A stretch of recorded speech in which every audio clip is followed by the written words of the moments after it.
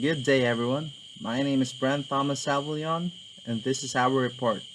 My partner is Maximiano Sentina III. Our topic is communication across cultures.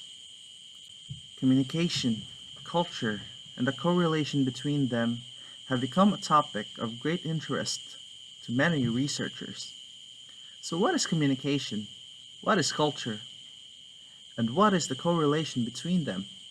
Well, let's find out. Culture can be defined differently from different perspectives.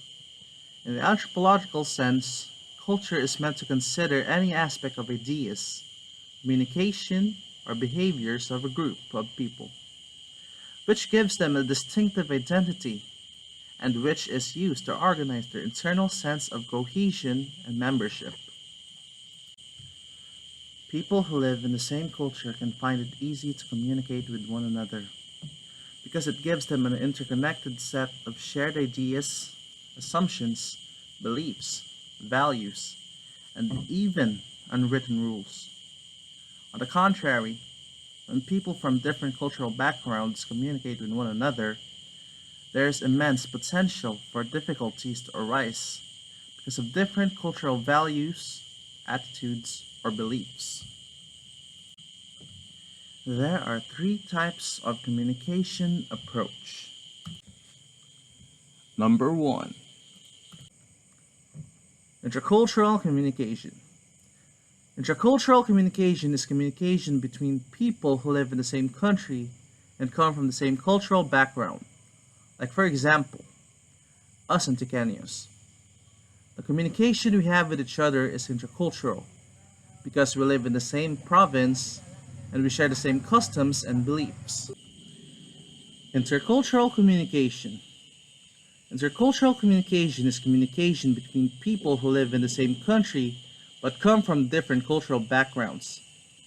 The best example of this is communication between people with different religion because people with different religion can still coexist in the country. Cross-cultural communication. Cross-cultural communication is communication between people who live in different countries and come from different cultural backgrounds. It should be noticed that in communication between people of widely different cultural background, there is immense potential for difficulties to arise. Like, for example, Filipinos and Americans. There will always be a misunderstanding between the two cultures and nationality because they come from different backgrounds and different culture and different nations. There are potential difficulties in communication across cultures. Listen. Collectivism and individualism. Cultures can also be divided into collectivism and individualism. In this distinction, English-speaking countries are marked with individualism, whereas collectivism is another cultural pattern common in the Orient. In the Philippines, we practice collectivism because we are more dependent on our parents, while in the States, they practice individualism because they are more independent on their parents. Direct versus indirect. This is a potential problem in cross-cultural communication because some cultures are frank and other cultures easily get offended when being confronted. Negative politeness oriented and positive politeness oriented communication styles. There are also barriers to communication across cultures. When crossing cultural boundaries, there is immense potential for misunderstandings to occur, especially if the difference between two cultures are great. Like, for example, a Muslim country and a Christian country.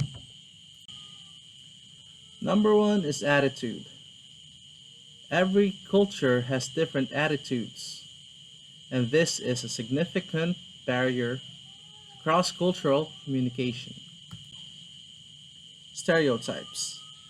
A stereotype is a fixed idea or image that many people have of a particular person or thing, but in reality is not true.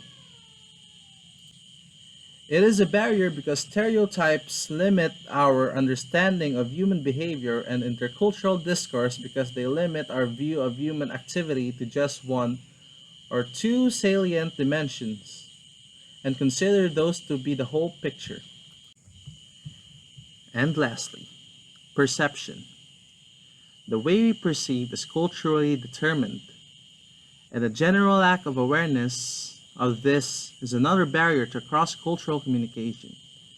For example, in many Asian countries, it is possible for people to ask certain personal questions, such as, how old are you? Are you married? Or how many children have you got? Even at initial meetings, because it is perceived as showing consideration or solidarity to each other. However, if these Asian people ask their American counterparts the same questions, especially at initial meetings, not being aware that these are considered impolite in American culture because these intrude into the hearer's privacy, communication breakdown may occur. And this is the part where our report ends. Thank you very much for listening. Have a good day.